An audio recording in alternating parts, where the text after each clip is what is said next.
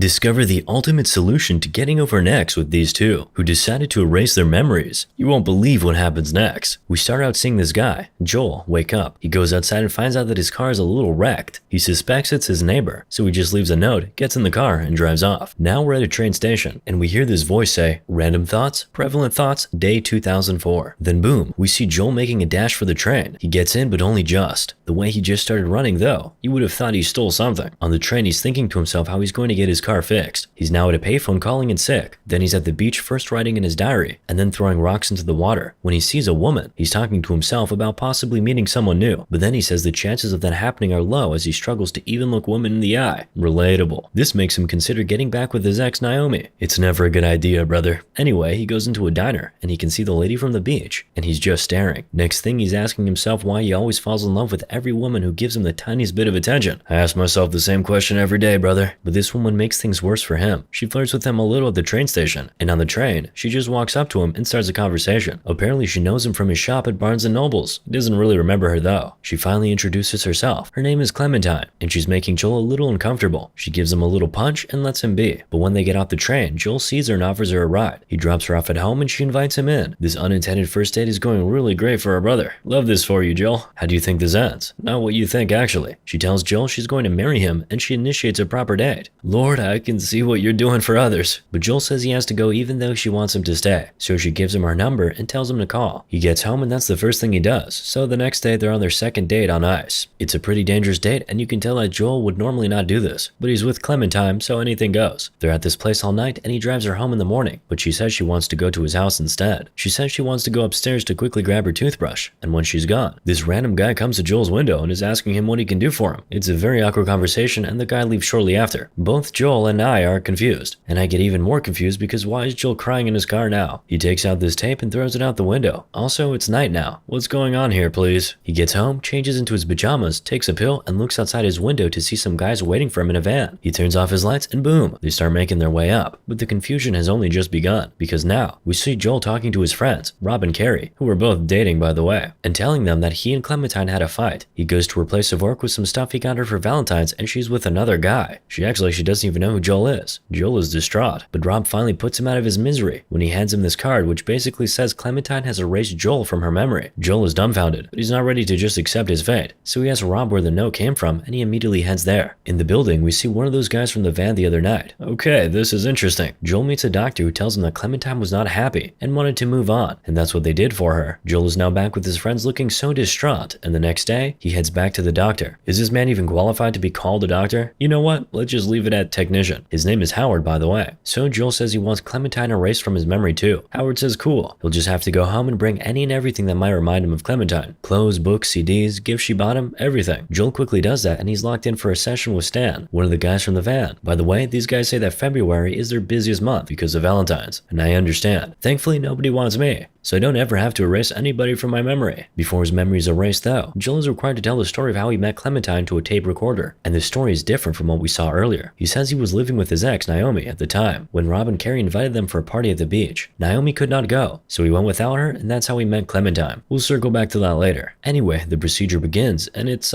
simply put, pretty crazy. One moment he's in the lab, the next he's at home. Another moment he's stepping into the lab and watching himself being operated on, all while going through different memories. It's all just really crazy. But while he's going through the memories, we hear him say, "This is the last time I saw you." And then we see Clementine walk into the house by 3 a.m. to see him reading a book. She tells him she wrecked his car and he calls her pathetic and irresponsible. Clementine then tells him that the real reason he's angry is because she was out tonight without him, and he's thinking she probably got down and dirty with someone else. Then Joel makes the grave error of saying yes, that's really what he was thinking, and says, "Isn't that how you get people to like you?" He says, "Brutal." Immediately after he says that, Clementine gets up, starts packing her things, and she leaves. Joel is following her around, apologizing and begging, but she doesn't even listen to him. She just packs up and leaves. He follows her downstairs, and we see how that dent on his car came about. He follows her and asks to drive her home, but she still doesn't agree. She's done.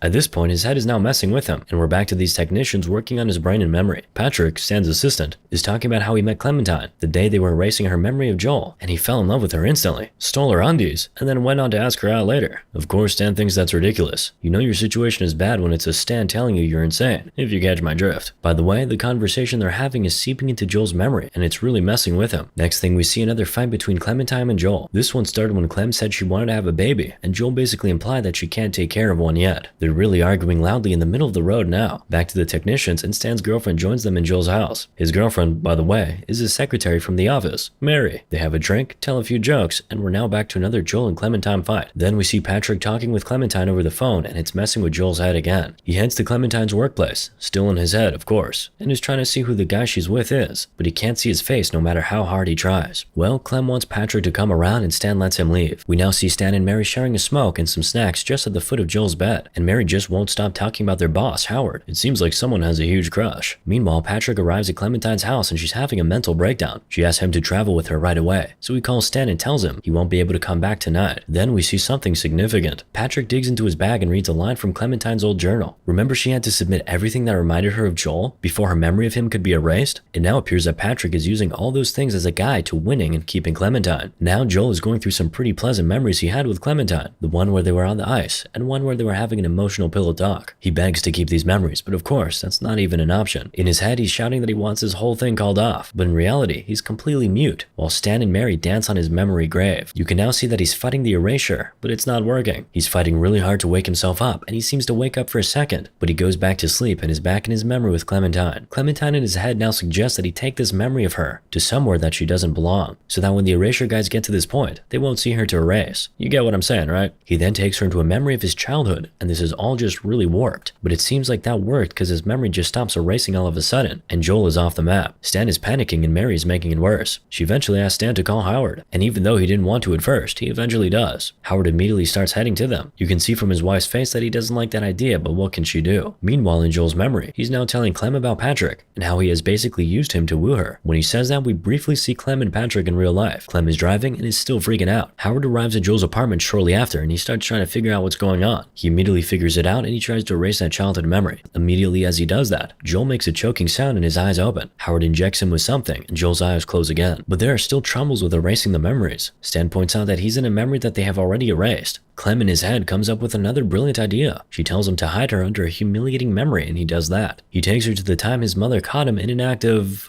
never mind. Then they go somewhere else where he was being bullied as a child. It's all working because all this is really confusing Howard and Stan. Stan has had enough, so he goes out to get some air, leaving his girlfriend ample time to flirt with her boss. While she's really shooting her shot, we briefly see Joel addressing the elephant in his memory's room. Then boom, Mary gets up, walks up to Howard, and just gets really close to him. She then goes back to her seat, apologizing and fake crying. Howard goes over to her to console her, and consolation quickly turns to getting close. Stan is watching them from the window, but he doesn't seem to mind. He is settled with his fate. But then Howard's wife shows up and he tries to alert them by honking, but it's already too late. She has seen everything. Howard comes out and chases her while she drives away. Mary even joins in the begging, but the missus just tells her she can have him, and in fact tells Howard to tell the poor girl the truth. So apparently the truth is that Mary and Howard had an affair once before, and he erased her memory after that. He says she wanted the procedure. Now we see Joel at Clem's workplace trying to ask her out on a date, but not to worry, it's still all in his head. An angry Mary heads straight to the office and goes through the records. She finds a tape of her account of things before her memory was erased and plays it. As she's listening to it, she breaks down. Now we see Joel go all the way back to the memory of the day he met Clem, the beach party in Montauk. She came to him when he was sitting on his own, separated from the rest. They introduce themselves to each other and they go on to spend the whole day together. At night, Clem breaks into a house by the beach, and Joel joins her. He spends some time there and then leaves after she goes upstairs. But now, he's saying he wishes he had stayed. He was just scared. As his last memory of Clem is crumbling all around him, Clem tells him to meet her in Montauk, and we can literally see his mind now being transported. Next thing we see is Howard closing his laptop and saying, okay. It's morning and the procedure is finally done. Stan and Howard leave and Joel wakes up shortly after. He heads out to his car and this is where we started from. Joel shocked by the dent on his car and him suspecting his neighbor. That same morning, we see Stan running after Mary, who has packed up all her stuff from the office and is obviously leaving. He's begging and telling her he didn't know any of that happened. While that's happening, we see when Joel runs to catch his train, and then we fast forward to that point in the past, when things started getting a little confusing. The point when Joel drove Clem home, and she went up to get her toothbrush. She grabs some stuff and heads back to the car. One of the things she grabs is her mail, and she's reading it in the car of Joel. You won't believe this. Mary sent the files of every patient who had had their memories erased in Howard's establishment. Clem plays her tape in the car, and they're both really confused. Clem is saying some really harsh things about Joel on the tape, and he isn't finding it funny, so he stops the car and tells her to calm down. To be fair, he doesn't know what's happening, and his girlfriend just played a tape of her saying the absolute worst things about him. He thinks she's messing with him. Little does he know that she's just as confused as him. Clem gets down and walks back home where she sees Patrick. She yells at him to get away from her and just goes inside to cry. She cries for a bit and then picks herself up and heads to Joel's house. You can tell she doesn't know the place and needs directions, which is consistent with the fact that her memory of him was erased. In the house, she meets Joel listening to his own tape and he apologizes for yelling yelling. She apologizes for saying mean things about him, and he does the same too. She's hearing mean things about herself on this tape, and she says she can't be here, so she leaves. Joel follows her to the hallway, and they decide to start over in spite of everything they've heard. Things that will very likely happen to them again. Moral of the story? Just stay single.